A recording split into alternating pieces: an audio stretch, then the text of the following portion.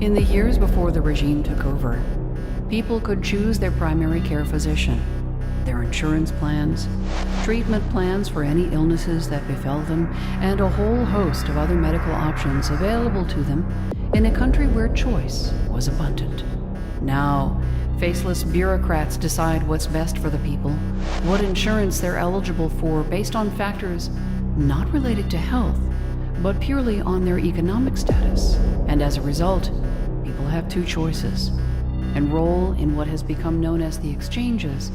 or take the risk of not being insured at all and being denied procedures that they might someday